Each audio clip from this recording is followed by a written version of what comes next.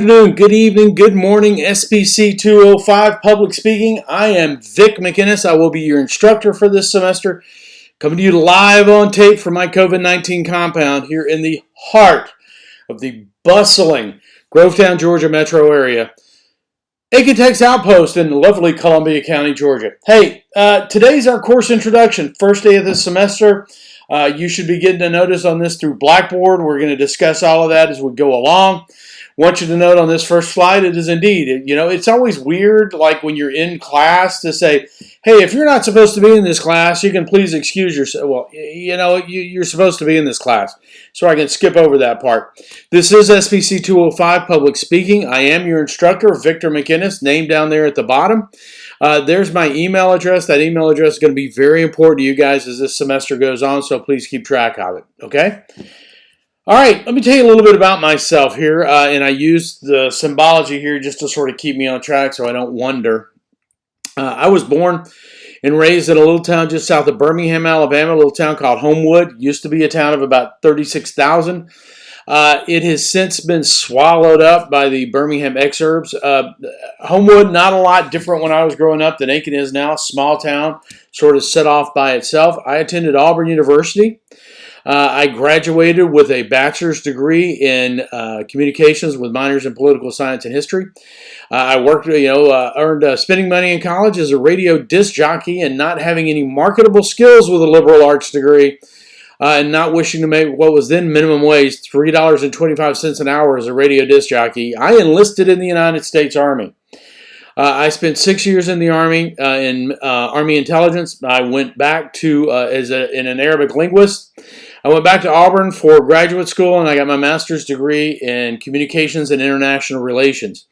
I then went to work for the National Security Agency up in the Washington, D.C. metro area. I worked a total of 22 years for NSA in the intelligence community.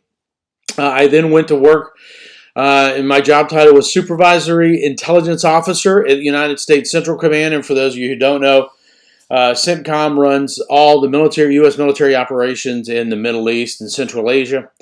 I then retired from the U.S. Civil Service after 30 years of government service. I went to work over at the U.S. Cyber Center at Fort Gordon, Georgia. I did that for 2 years. Really didn't enjoy it because for a lot of reasons. What I did enjoy, though, was the 2 semesters I spent here at Aiken Technical College as an adjunct faculty member. So when the full-time job came open for a lead speech instructor, I applied.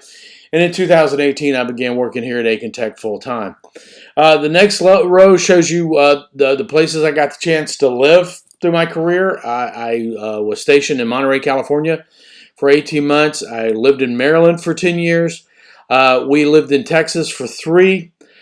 We spent 9 years in Tampa, Florida, but we also got to spend a total of 5 years in North Yorkshire, England, in the United Kingdom. I also got to spend time, I did a deployment to Iraq, I did 2 deployments to Afghanistan, and I was also worked for a while in Bahrain and Qatar, and those are the last 2. I've been teaching public speaking since I went back to graduate school, and I was an instructor at Auburn University. So I've been teaching public speaking in its various forms since, let's just say for 36 years. I also taught at the University of Maryland. I taught at the National Security Agency. I also taught at the Defense Intelligence Agency. I taught at the school that is run by the United States Central Command. I taught at the John F. Kennedy Special Warfare Center and School, and then I taught at the U.S. Army Cyber Center. All of those, I taught some intelligence and some intelligence collection management classes, but I was always being asked to give public speaking classes, briefing skill classes. The Air Force calls it oral communication classes. So I was doing that all the time. So when I tell you guys something that you need to do this to be an effective public speaker, I'm not talking out of textbooks. I'm talking about years and years of experience. I was the command briefer for multiple events. I've also briefed cabinet members of multiple nations. I've briefed a whole bunch of 4-star generals. So I understand what public speaking is, and I have a pretty good idea how to do it. Here's my contact information. Again, the email address is up front. If you're going to talk to me at all, you're going to have to start there with the email. My office is number 756, and I am on campus Tuesdays and Wednesdays. but there is no way for me to social distance in my office. So if you're going to meet with me, we're going to have to do it in another room. I'll have to set up one of the classrooms. So don't just think you can show up on Tuesday or Wednesday, knock on the door, and talk to me. Please, I will only meet with students by appointment only. I'm also happy to meet with you via Zoom. Feel free to email me at any time, and I will tell you, official communication for the class is going to be handled through Blackboard announcements. You'll be seeing those from me probably. I try to keep it to 2 or 3 a week at the most. Usually it's just 1 a week, but you'll see them.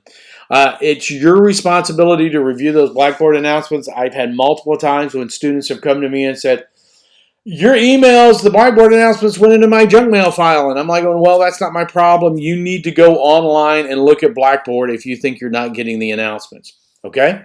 That's your responsibility. That not seeing the announcements, not an excuse. Okay, here's our goals.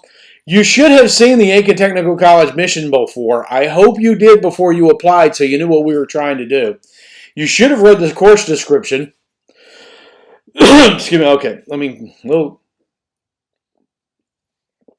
and you also, so let me tell you my goals. My goal is to make you a confident and effective public communicator in order to enhance your personal and professional lives and improve your skills as critical consumers of communications. 2 parts there. First of all, enhance your personal and professional lives. If you jump back up to that mission statement from Aiken Technical College, the last 2 words, workforce development. It's very simple. If you're a good an effective public communicator, you're going to make more money. It's been proven over and over again. Forbes magazine said the number 1 skill that businesses are looking for to hire now, one of their critical skills is effective public communications. A lot of businesses, Fortune 500 companies are saying that we've closed that gap on technical skills. We're educating enough people in STEM, science, technology, engineering, mathematics. But our colleges are not putting out graduates who can speak effectively in public. And an effective public speaker is going to make more money. Second thing in my goal, improve your skills as critical consumers of communication. Hey, we just went through a presidential election in the last couple of years, and I will tell you, and this happens on both sides, and you can say one side more than the other, don't care, it doesn't bother me. A lot of lying was going on out there. A lot of lying was going on out there. And nobody seemed to be questioning it. They just accepted it. So one of the things we're going to do, and we're going to start right off the bat with the discussion board this week, is we're going to be looking at people and how they communicate, and we're going to critically look at them. You're going to look at a lot of speeches this week and people doing public communications. And I'm only going to show you good examples. I got one kind of bad example that we're going to see this week, but they're all good examples so you can see what good speakers look like, because really people just don't see that all that often these days. So that's our goals. And so number 1 thing here, and this will get you in trouble quicker than anything in my class. It will get you in severe trouble quicker than anything. And I'm just going to read this. It is not acceptable that any member of my class will be made to feel excluded from the opportunities provided by Aiken Technical College in association with any of the following issues: race, religion or creed, national origin or ancestry, sexual or gender orientation, age, physical or mental disability, veteran status, genetic information, or citizenship, period. Okay?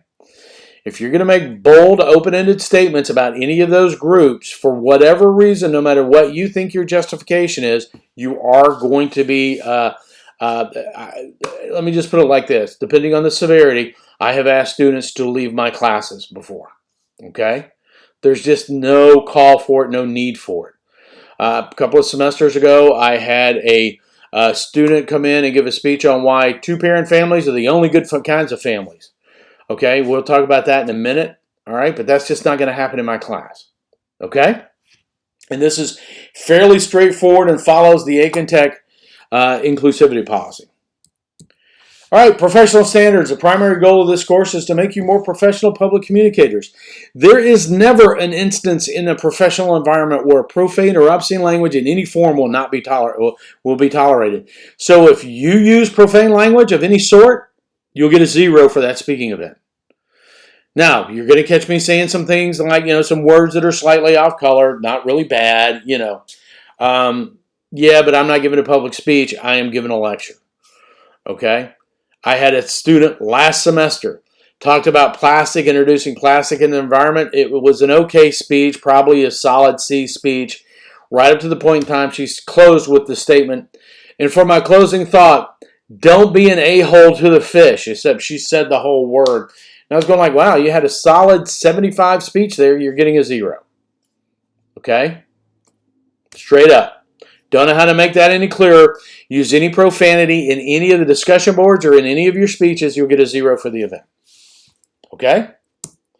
Excluded topics. I want to give you as much free reign to discuss things for your speeches and within your discussion boards, but do not touch on any of these subjects. Gun control, reproductive rights, marital family equality, immigration, religious proselytizing in any form, obesity, global climate change, vaccinations, texting and driving, animal adoption, or COVID-19. Couple of reasons why I have things in this category. Number one, they're inflammatory subjects that I really don't need, and this list really came out of my classroom classes, but I'm not going to I extend it now because you should be watching each other's speeches. I know most of you probably won't, but some of you will, and I don't want to stir that up. Second thing, for a lot of these topics, it's possible for you to find some really, really bad information out there, like vaccinations. If it's your personal feelings that you don't want to vaccinate your children, that's your personal feelings. But it's really hard to find good science that says there's a reason not to now. Okay? Same reason I had stopped a student who's asked me if it was okay for them to give a speech on the flat earth. And I just said, there's no way to get a good source that says the earth is flat. So no, I prefer you didn't. Also, don't be surprised if you come up with reproductive rights. I had 3 people last semester that didn't turn in outlines in advance and wanted to talk about teen pregnancies, and their solution for teen pregnancy was to provide birth control in high schools. And I was like going, that falls under reproductive rights. That's a no-go. Somebody wanted to do a speech about your carbon footprint. That can't be given as a speech without a problem solution speech, without it being related to global climate change. Okay? You're going to have a chance to give me your ideas and your outlines for your speeches, so you're not going to find out. Again, 2 people last semester did not turn in their draft outlines. So when it came to time to grading their speeches and when I saw what the topics was, I said, I'm not listening to this speech. We're going to fix that this semester. You're going to turn in your outlines in advance so I can see them before the day they're due. Going to get to that in just a minute. Okay? But here are the excluded topics. If you have any questions about whether or not your topic is good to go, send me an email at mcinnesv@atc.edu as at the beginning of this presentation. I'll give you a thumbs up or a thumbs down in 2 minutes. Okay? Attendance. You will have things to do on Blackboard every single week. Okay? This week you're going to have a quiz and you're going to be posting an introduction speech. There will be a graded event every week. If you do not turn in that graded event for the week, you will be marked absent. Let me say that again. If you fail to complete a graded event by the posted deadline, you will be marked absent. 4 absences and you are withdrawn from the course. Okay? That is in line with the Aiken Tech attendance policy that says you have to make 80% of all classroom events. 4 graded events that you miss, that's over 20% of the graded events for the semester, you are withdrawn from the class. All right? And I don't have a whole lot of flexibility on that. Okay? I need everybody to listen to that because last semester I had 3 students that missed their last discussion board, which gave them 4 absences, and they were withdrawn from the class in the last week of the class. Please don't put that upon me again this semester, okay? If you are not able to post by the deadline, I will allow extra time for you to complete it, but it must be approved by the instructor in advance. So in other words, if you have an assignment due at 8 o'clock on Thursday morning and you send me an email at 9:45 saying my dog was sick last night, can I get some more time? The answer will be no because the deadline is already passed. Everyone can send me an email with their iPhone or Android. Everybody has access to that. If you do not have access to the internet in a robust manner like your phone, please let me know immediately. Send me an email saying, hey, Mr. McInnes, in SPC 205, section 012, I don't have access to the internet every day. We will work an accommodation out for you specially. Okay? Two things about those excused absences that you need to know. It has to be related to a specific event. Every semester I have somebody come in and say, hey, listen, your assignments are due on Thursday at 8. I work the midnight shift on Wednesday. I'm never going to be able to make it on time. And I'm going to say, well, if that's truly the case, you need to withdraw from the class and then, so you can get your money back. More likely what I'm going to say is, well, then why don't you do it on Tuesday? Nothing says you can't turn it in early. Second of all, poor time management is not going to get you an excused absence. Every semester I have students who come into me and say, I got 3 papers due on one day. Okay, that's tough. That's the way things go. One of the skills you should be learning here is time management. So if you do have an excuse, and I will bend over backwards to work with you, okay? But I can't help you if you come into me late. I had a student come into me 2 years ago. She had missed multiple assignments. I said, listen, I'm going to have to withdraw you. She said, okay. And I said, and she came by with her. She said, well, I was going to withdraw anyway. I'll be by tomorrow to talk to you about it. Fine. Came in, sit down. I said, so what's up? And she says, well, I haven't been coming to class because my 2 children were kidnapped.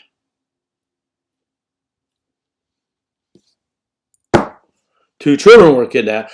Oh, it was a custody thing. It wasn't like some guy in a white van pulled up and grabbed them. She knew where they were, but she was just going back and forth to Florida. Yes, it happened in Florida, to get her kids back. Had she let me know that, we would have worked an accommodation because that's a traumatic event. But she didn't, and my hands at that point were tied. She was so far down the road that we didn't have time to get her back caught back up. Okay. Every semester, something happens where people miss assignments, and they come back in and they say, "Hey, listen, Mr. McInnes, I have this excuse, and I'm going to go. I appreciate it, but we're 2 weeks down the road, and you've missed 5 assignments at this point. I can't help you." Okay, so please, please, please, please, please keep that in mind. Okay, there's going to be 4 speaking events that'll be graded. You're going to have a total of 6 speaking events. 4 of them are going to be graded. 2 of them are just going to be practices. You'll be doing 1 this week. Okay? There's going to be the ceremonial speech, the informative speech, the problem solution speech, the persuasive speech. I am going to get you up to speed on all of that before that happens. And more importantly to you, I'm going to tell you exactly what you need to do to get 100% on all these speeches. Because public speaking is not an art form. It is a mechanical skill.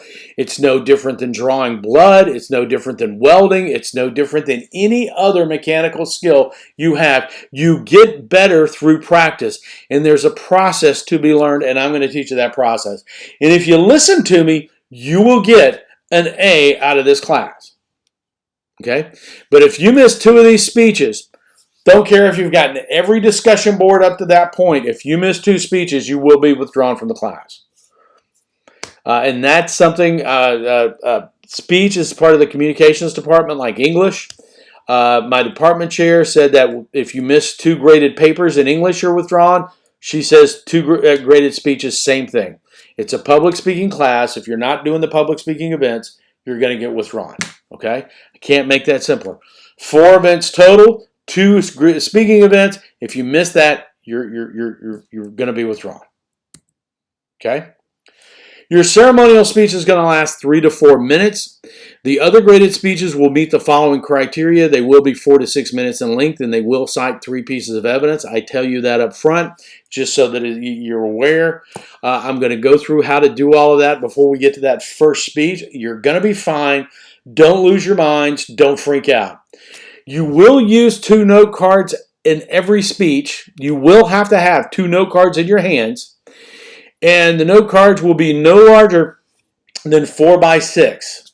Okay? Here's why I do that. If you don't have the 2 note cards, or if you have more than 2 note cards, you will lose 10% of the grade for the speech. Here's why. I don't want you reading a manuscript. We will be speaking extemporaneously in this class, and I will explain that to you and give you all the information you need to make that happen. Okay? 2 things happened before I put this rule in place. Number 1, people would write out their speeches and get up there with 8.5 by 11 pieces of paper and think they're just reading a term paper. That's not what you're doing. Okay? Second thing, people think that I just started doing this last week, I believe, and they would have a script off camera that they were reading. And I will tell you, I don't care how hard you try, I will spot that. Okay? The quickest and easiest way to spot that is to make you hold note cards. And if you do not look at those note cards, that's a good indicator to me that I can point to anybody and say you gave a 4 to 6 minute speech, you didn't glance at your note cards once, and your sentence structure was not something that somebody giving an oral presentation uses. Okay? So, 2 4x6 note card, no bigger than 4x6, and you don't read scripts off camera. All right? Discussion boards. Weeks without graded speaking events, you will watch a speech online. It'll be on YouTube. It's very simple. When you watch the speech, you will then go to the discussion board section of Blackboard and you will write 2 to 3 full paragraphs. Okay? Not 1, 2 to 3 full paragraphs detailing your impressions of the speech. And I'm going to give you some... the first one we're going to do is going to be kind of fairly simple for you to nail down about how to get 2 or 3. And then the next one after that, I'll give you some hints and some help. Okay? So you're going to write 2 to 3 full paragraphs. And people always come to me, well, how many sentences do you need to have a full paragraph? And I do not answer that question because one time I made the mistake of saying 5 sentences. And the next one I got, full paragraph, was, I like this speech. It was very good. The speaker was very accomplished. I hope to see this person speak again. I look forward to it. That's 5 sentences. That told me nothing. Okay? So you've had English 101. You have to. It's a prerequisite for this course. You should know how to write a full paragraph. Once you write your 2 to 3 full paragraphs about the speaker, you will then go to 2 other students' input and you will write a full paragraph entering into a dialogue with them. Okay? So in other words, it's not just you're commenting on the speech. When you go and comment on somebody else's input, you're going to want to show me that you've engaged them. And you've read theirs and you're commenting on what they said. Okay? 2 things here. Number 1, every semester somebody doesn't pay any attention to what I'm saying right now. And they go in and when they see, they want to go in and they pound out their paragraph in a third, okay, and then they flip over to somebody else's and they want to get it done quick and nobody else has been there. They just go down and they go, I agree. And then everybody else comes in and looks at that and they said, oh, well, they only wrote 2 words, so I'm only going to write 2 words. And everybody wonders why they don't get full credit.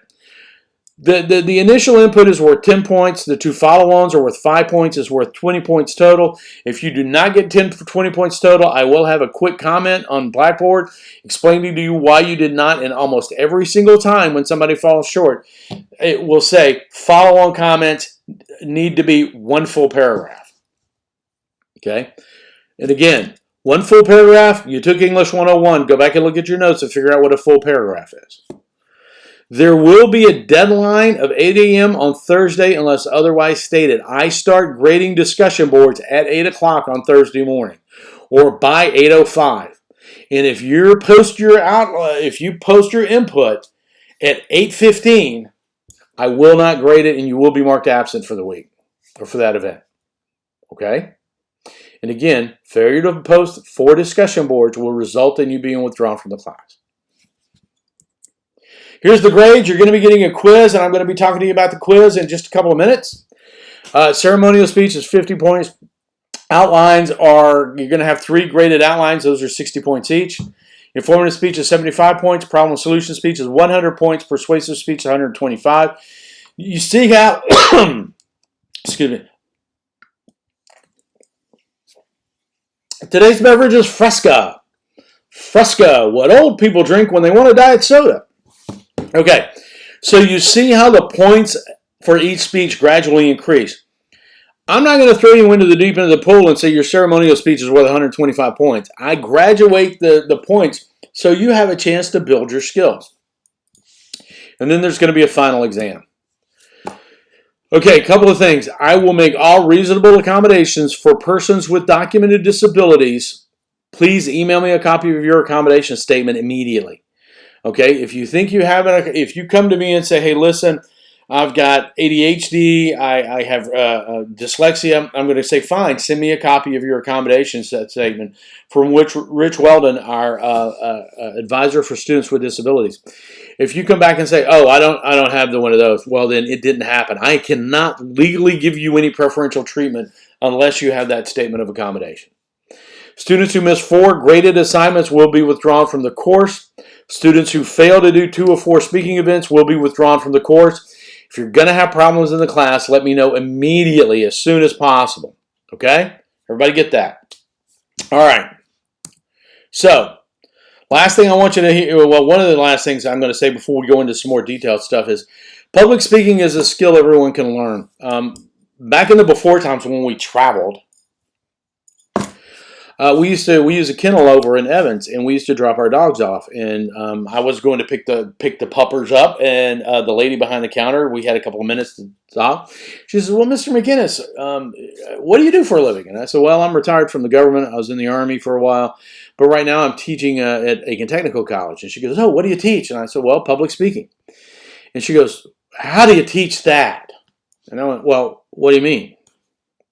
"You can teach anything." And she said, "Well, people are either good public speakers or they're not."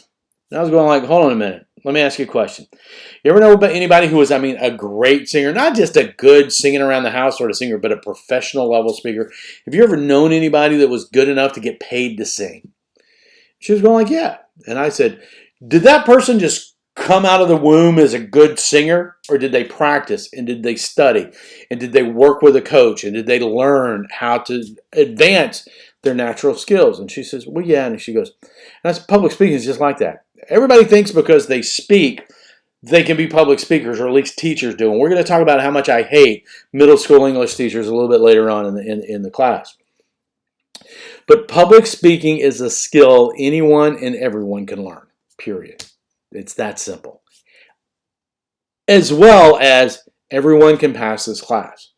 No one is, in fact, everybody can get an A in this class if you just listen to me.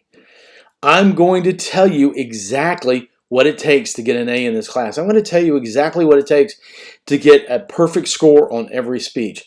A lot of people sit there and they come to me, and our students fall into sort of 3 categories. One of the people that haven't had a lot of public speaking experience that don't listen to me and they don't get grades they like. One is the student that's had a lot of public speaking experience, doesn't listen to me, and they get an okay grade but not what they expect. And the other student is the one that listens to me, whether they've had any experience or not. And what surprises people is before times when we could actually assemble publicly together, I would hand out the first grading rubrics and people would be stunned. I thought I did horribly. And they're going like, that person got a 100, and what did they do? They delivered it the way I told them to. They organized the speech the way I told them to, and they hit every single point that I told them to hit. They got 100. Okay? Everyone can pass this class. One thing I will not put up with in this class, though, is if when you start getting your grading rubrics back, and I give you, say, here's why you lost points, I will not let you say that's just the way I talk, because this is a public speaking class. It's not a talking in front of people class. Okay? How we talk informally is quite different than how we publicly speak. You're going to see me do a lot of public speeches in this class. What you're not going to see, and you're going to be able to see the difference between my lecture style, which is not a public speech, it's a lecture, and my public speaking style. They're quite different, okay? And you need to make it quite different for you. I had a former Army veteran that, he was an Army veteran, who had just gotten out of a full career in the Army. He was an infantry NCO. In his prior line of work, every sentence had to have the F word in it somewhere. And it took him a first speech. I had met with him. I talked to him. I told him, you say that and you get a 0 for the speech. The second time you do it, you're out of my class. You could see him in his first speech. So the thing you got to remember, and by the end of the semester, he had broken that habit. Okay? So it's not just the way you talk. Okay.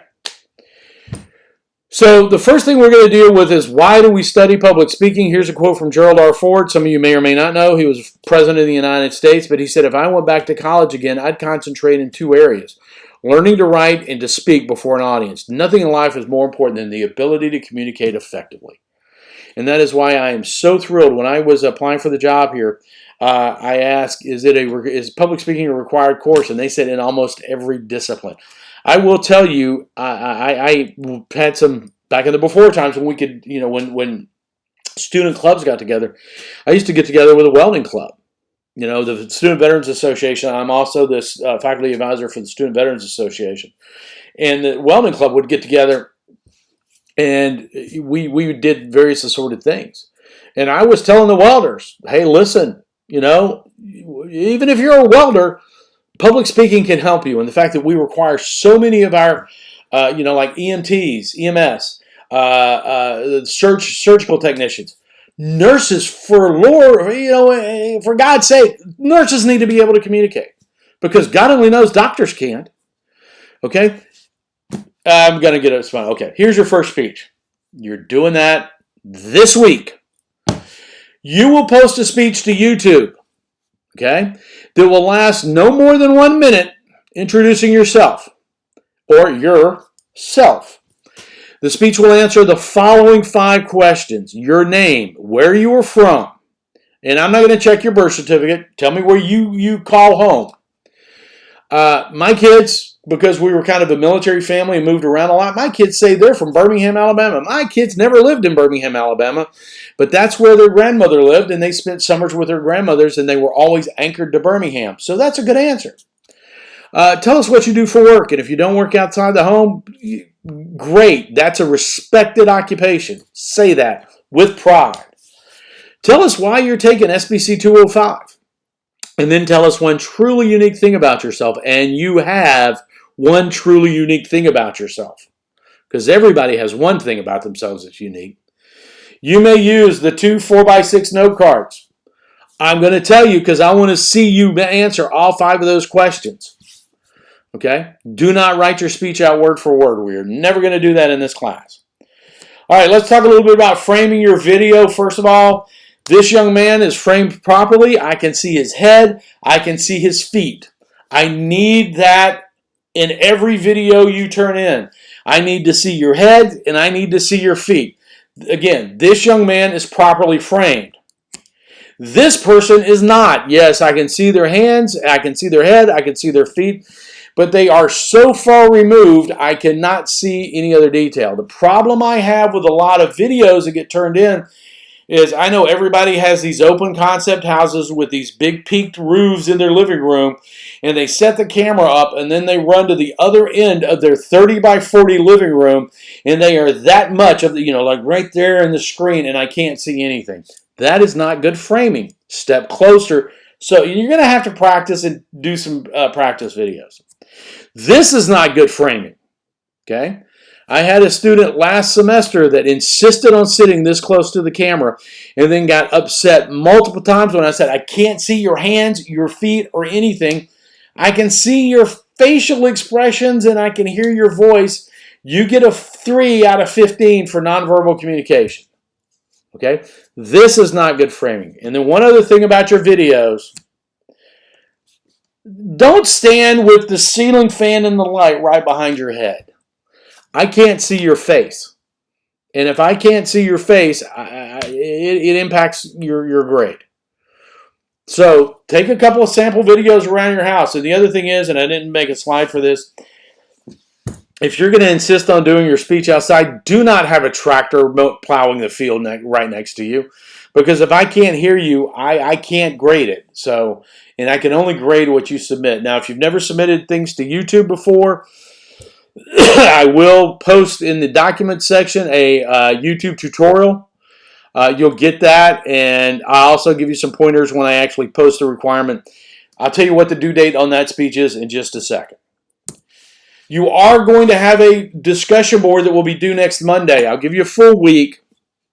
It's actually going to be a series of 3 videos, a conversation between the gentleman on the left, Jon Stewart, and the individual on the right, Mitch McConnell. Majority, Jon Stewart, semi-retired TV personality, and Mitch McConnell, up till a couple of weeks ago, the second most powerful man in Washington, D.C. And you're going to see how they both employed public speaking, some more effectively than, one more effectively than the other. And you'll get a chance to discuss that. Okay? So, due this week. You're going to have your first discussion board due next Monday. You're going to need to post your introductory speech before 8 a.m. next Monday.